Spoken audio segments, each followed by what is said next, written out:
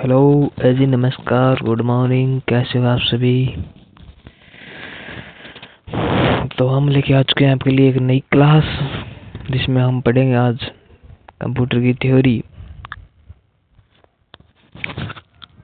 कि कंप्यूटर क्या होता है, इनपुट डिवाइस क्या है, आउटपुट डिवाइस क्या है। ठीक है, बेसिक थ्योरी आनी ज़रूरी है, तभी आपको प्रश्न आएंगे। सीधे एमसीक्यू करने से कोई फ़ायदा नहीं है, इसलिए हम थोड़ी थ्योरी पढ़ लेते हैं, उसके बाद हम एमसीक्यू की प्रैक्टिस करेंगे। ठीक है, तो शुरुआत करते हैं इस क्लास की। करते हैं श्री गणेश बिस्मिल्लाह रहमान रहीम। आप इस क्लास को ज़रूर शेयर करें, ज़्यादा से ज़्यादा शेयर कर दें और चैनल को सब्सक्राइब करें। तो शुरुआत करते हैं इस कक्षा की। शुरुआत में बात करते हैं हम कंप्यूटर के परिचय की कि कंप्यूटर क्या है। कंप्यूटर एक इलेक्ट्रॉनिक मशीन है। यह डेटा को इनपुट के रूप में लेकर उसे प्रोसेस करता है और फिर इंफॉर्मेशन में बदलता है। ठीक है, शुरुआत में कंप्यूटर इनपुट लेता है। इनपुट किससे लेता है? इनपुट डिवाइस, जैसे कीबोर्ड हो गया, माउस हो गया, ठीक है, स्कैनर हो गया। ये क्या है? इनपुट डिवाइस है। ज़्यादा कीबोर्ड और माउस काम में आते हैं इनपुट के लिए। फिर कंप्यूटर का उपयोग शिक्षा, बैंकिंग, व्यापार, चिकित्सा, संचार आदि के क्षेत्रों में किया जाता है। मतलब कंप्यूटर का उपयोग शिक्षा के क्षेत्र में है, जैसे ऑनलाइन क्लास आप ले रहे हो, या कोई भी आपको पीडीएफ डाउनलोड करना है, या आपको कुछ भी सर्च करके देखना है, तो आप उसी के क्षेत्र में काम ले सकते हैं। बैंकिंग में काम ले सकते हैं। व्यापार में जैसे टेली सीखते हैं ना हम, वो व्यापार में काम आती है, जैसे बिल बनाना। ठीक है, मतलब शिक्षा, बैंकिंग, व्यापार, चिकित्सा आदि के क्षेत्र में कंप्यूटर का उपयोग कर सकते हैं। फिर इंटरनेट और मोबाइल टेक्नोलॉजी के विकास से कंप्यूटर का महत्व बढ़ा है। समझ में आ रही है क्या?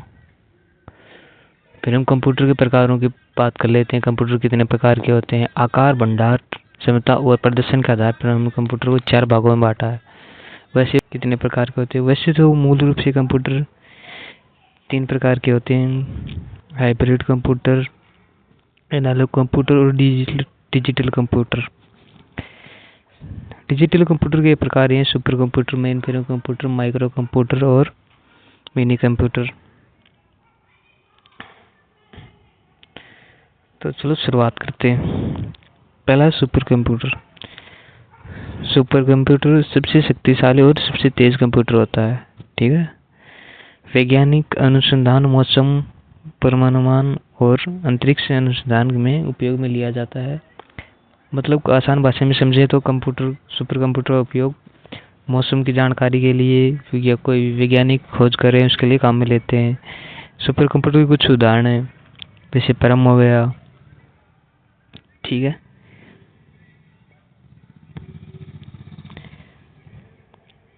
इसके कुछ उपयोग देख लेते हैं। मौसम की भविष्यवाणी, भूकंप का अध्ययन, संचार सुविधा, परमाणु एवं वैज्ञानिक शोध। समझ में आ रहा है क्या? कमेंट करके जरूर बताएं कि समझ में आ रहा है या नहीं आ रहा है, या और कुछ अपडेट करने की जरूरत है।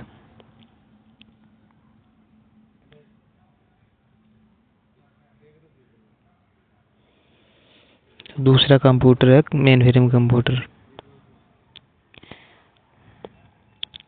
मेन फ्रेम कंप्यूटर आकार में बड़े और उच्च क्षमता वाले कंप्यूटर होते हैं, जो सरकारी संस्थानों में, बैंकों में या बड़ी कंपनियों में काम में लिए जाते हैं। ठीक है, यह कंप्यूटर एक साथ हजारों उपयोगकर्ताओं को सेवा प्रदान कर सकते हैं। इसके ये कुछ उदाहरण दिए हुए हैं, जो आप देख लेना। ठीक है, ये कुछ मेन फ्रेम कंप्यूटर के उदाहरण हैं, ये याद कर लेना आप।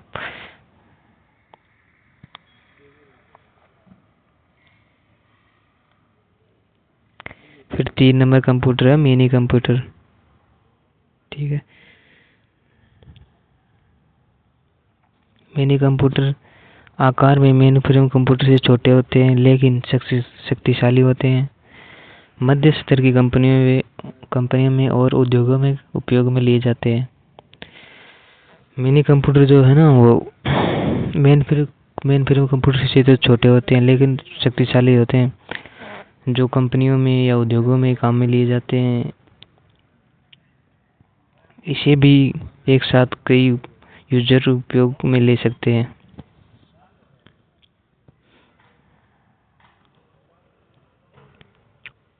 फिर है माइक्रो कंप्यूटर।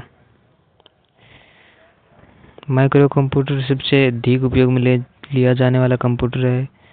एक व्यक्ति द्वारा उपयोग में लिया जाता है। उदाहरण हो इसके डेस्कटॉप, लैपटॉप, टैबलेट, स्मार्टफोन। ठीक है, अब ये देखिए शानदार पिक्चर के द्वारा हमने इस पीपीटी को तैयार किया है, इसमें पिक्चरें दिखाई गई है। ये माइक्रो कंप्यूटर हम सबसे ज़्यादा उपयोग में लेते हैं, जैसे हम डेस्कटॉप उपयोग में लेते हैं, लैपटॉप लेते हैं, टैबलेट, स्मार्टफोन हो गया। ठीक है, इसकी विशेषता है कि आकार में बहुत छोटा होता है, कम लागत होती है, कम बिजली की खाता है। ठीक है, आसान भाषा में इसका उपयोग कर सकते हैं। आगे चलते हैं। अब हम बात कर लेते हैं कंप्यूटर की कुछ विशेषता, मतलब कंप्यूटर क्या लाभ हैं, क्या विशेषता हैं। विशेषता कह दो या लाभ कह दो, एक की बात है। शुरुआत में गति यानी स्पीड। कंप्यूटर बहुत ही तेज गति से कार्य करता है, लाखों की गणनाएं सेकंडों में कर देता है। देखिए आजकल हम कंप्यूटर पर निर्भर हो चुके हैं।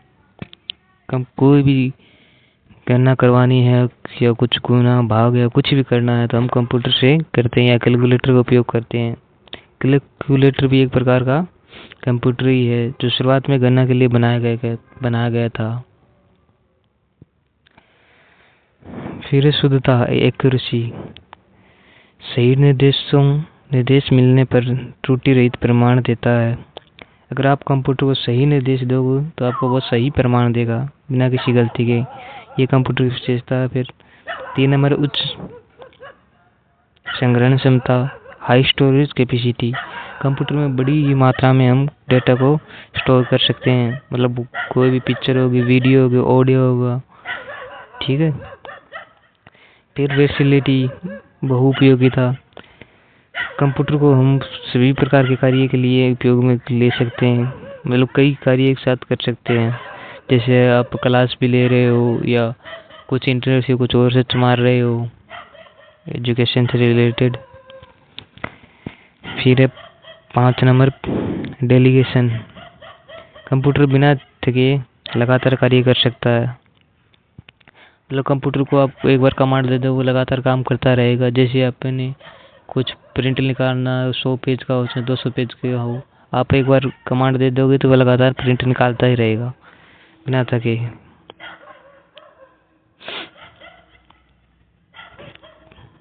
ठीक है, इतना समझ में आ गया आपको। अब चलते हैं हम अगली स्लाइड पे।